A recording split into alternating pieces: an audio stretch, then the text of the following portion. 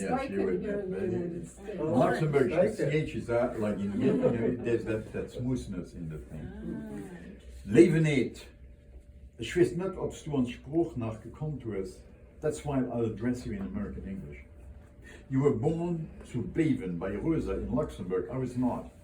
You were an American citizen. I'm still not. I'm just a plain citizen of Luxembourg. I'm American now. This would be for them. You believed in the family of man. I'm weary of families of any order and species. But you are family. In that photo by Dana, those clear blue Luxembourg eyes, exactly like Cousin Lol's. The cut of the face too, there's a resemblance, close to the bone, close to the farm, a way in which the head is held, high and loose. You're my homeboy of old Ed, a cousin, maybe even cousin germain, as the French would say.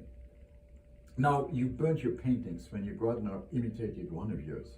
A strange act, a criticism of the representation of representation, maybe? Or just a cheap trick to prove Duchamp wrong for saying stupide comme un peintre and move on to new technologies. Now, I never burned a single poem. I've kept them all. But then you had Carl Sandburg in the family, devoted companion for long walks and writing for you. I have always hated taking photos, but bought a camera at 60 to shoot landscapes and the family of one Joris and half a dozen friends. But I always leave it at home or forget that it is in my pocket. You're a famous delphinium breeder. I only brood over words, make poems and make anthologies, weird cut flower bouquets.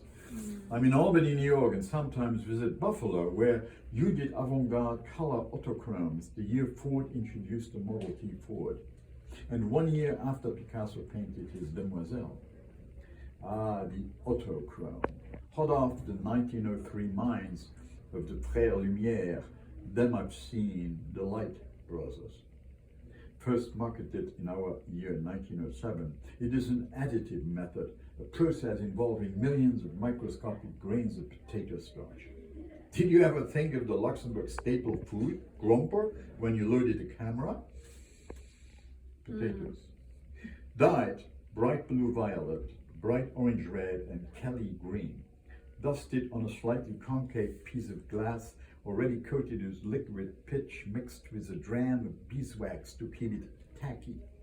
The random spaces filled with lampblack and the panchromatic silver halide emulsion, the resultant screen, were stochastic in nature, a random array of abstraction, way beyond the Demoiselle's demure cubism, though the light you let pass through the photosensitive plate coming off your subjects, say Charlotte Spaulding in Buffalo, with the starch grains remaining as aligned as the starch of her lacy dress, organized his randomness into plain Edwardian beauty.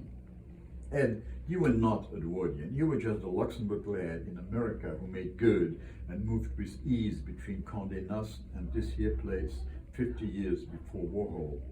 If I'm trying so hard to understand this autochrome process, of which you said no medium can give me color with such wonderful luminosity, it is because you also said, if you don't take doors off their hinges, how are you going to know to put doors back on their hinges? So that, Cousin Ed, may be where we disagree. Why put the doors back on the hinges? Beauty will bolt anyway, and all we're ever left with is the beauty of doing the work, the handwork, the hands-on work, your plates, my words. Merci, cousin. Das gut zu wissen, dass du warst, Hi, Pirumia. Oh.